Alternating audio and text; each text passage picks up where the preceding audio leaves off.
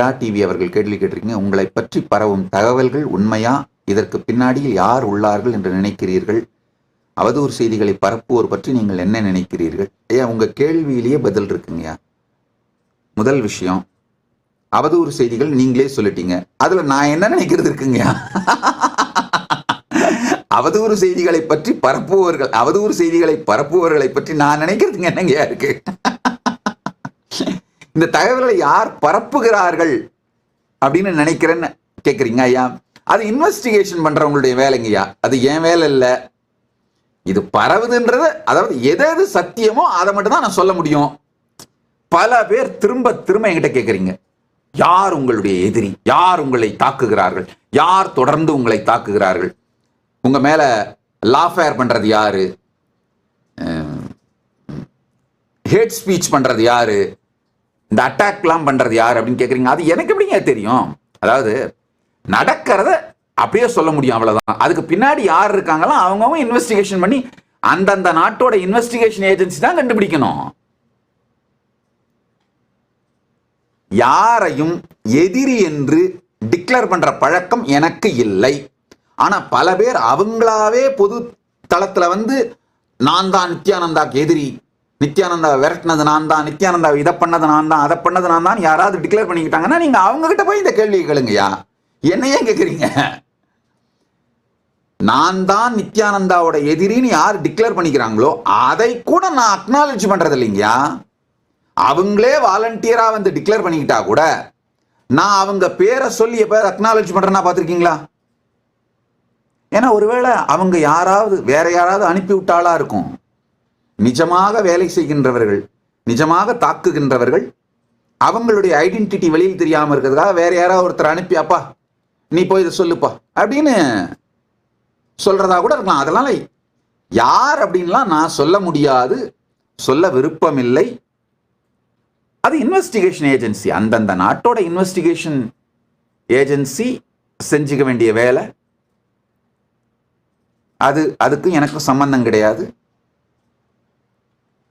உங்களை தனியாக பேட்டி எடுக்க சான்ஸ் எப்போ கிடைக்கும் அப்படின்னு அம்மா மகாலட்சுமி அம்மா கேட்டிருக்கீங்க. அம்மா, ரெண்டு விஷயம். எங்களுடைய எம்பசிஸ், அதாவது தூதரக அங்கீகாரம் பெற்ற எம்பசிஸை ஓப்பன் பண்றோம் கூடிய விரைவில். அது மாதிரி ஏதாவது ஒரு எம்பசிக்கு நீங்க வந்தீங்கன்னா தனியா பேட்டி கொடுக்குறேன். அந்த மாதிரியான சாத்தியம் இருக்கு. இந்த எம்பசிஸை திறந்த பிறகு சொல்றேன். அதாவது எங்களுக்கு 3 நிலை தூதரகங்கள் இருக்கு. ஆன்மீக தூதரகம்னு சொல்றோம். அப்படின்னா அது நம்ம கோவில்கள், ஆசிரமங்கள், ஆதீனங்கள், மடங்கள், குருகுலங்கள், கோசாலைகள், இது எல்லாமே ஆன்மீக தூதரகம் தான். அது அந்தந்த நாட்டில் நடக்கிற என்ஜிஓ ஸ்டேட்டஸ் இருக்கும், ட்ரஸ்ட் ஸ்டேட்டஸ் இருக்கும்.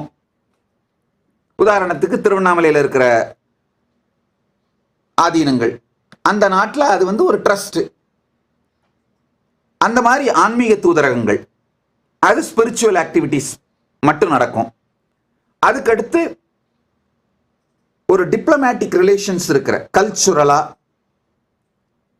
பொருளாதார ரீதியா இந்த மாதிரியான டிப்ளமேட்டிக் ரிலேஷன்ஸ் இருக்கிற சில தூதரகங்கள். சில இடத்துல அட்டானமஸ் ஜோன்ஸ், அதாவது கம்ப்ளீட் ரிலிஜியஸ் ஃப்ரீடம் எங்களுக்கு உண்டு. எங்களுடைய ரிலீஜியஸ் லைஃபுக்குள்ள தலையிட மாட்டாங்க. ஆனா ஆர்மி கிடையாது. மற்றபடி எங்களுடைய பாதுகாப்பு அவர்களே கொடுப்பார்கள். அந்த மாதிரி இருக்கிறது சில அட்டானமஸ் ஜோன்ஸ். சில இடங்கள்ல சர்வ சுதந்திரம், ஆர்மி கூட வச்சுக்கலாம். ஆனா நாங்க வச்சுக்கல. எங்களுக்கு ஆர்மி எதுக்கு, என்ன இருக்கு, சன்னியாசிங்க எங்களை யாருங்க சாகடிக்க போறாங்க. அதனால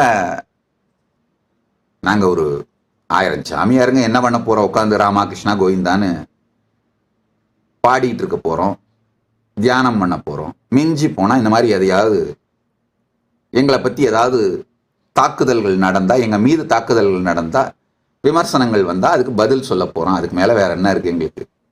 எங்களுடைய வாழ்க்கைக்கு, எங்களுடைய வாழ்க்கை முறைக்கு ஆர்மி தேவையில்லை. அதனால ஆர்மி இல்லை. அதே மாதிரி எங்களுடைய வாழ்க்கைக்கு போலீஸும் தேவையில்லை. எங்களுடைய வாழ்க்கை முறைக்கு போலீஸும் தேவையில்லை. அதனால எங்க கைலாசாக்குள்ள கூட தனிப்பட்ட போலீஸ் கிடையாது. இதுக்குன்னு ஒரு டிபார்ட்மெண்ட் வச்சிருக்கோம். யாராவது ஏதாவது தவறுகள் செய்தா பிராயஷ்சித்தம் பண்றதுக்கு அவங்களே தவம் பண்ணி தன்னைத்தானே தூய்மை பண்ணிக்கிறதுக்கான பிராயஷ்சித்த டிபார்ட்மெண்ட் ஒன்று வச்சிருக்கோம். அது தன்னைத்தானே அவர்களே தூய்மை செய்து கொண்டு ஞானத்தை நோக்கி முன்னேறுவது ஸ்பிரிச்சுவல் குரோத், ஸ்பிரிச்சுவல் ப்ரோக்ரஸுக்கான வழி. இதுதான் எங்களுடைய வாழ்க்கை முறை. ஏதாவது ஒரு எம்பசி திறக்கும் பொழுது நிச்சயமா அந்த எம்பசிக்கு நீங்க உங்களை அழைத்து, ஆக்சுவலா சில எம்பசிஸ் ஓப்பன் பண்ணியிருக்கோம், இப்போவும் ஃபங்க்ஷனலா இருக்கு. ஆனா இந்தியாவுக்கு பக்கத்துல எதுவும் இல்லை.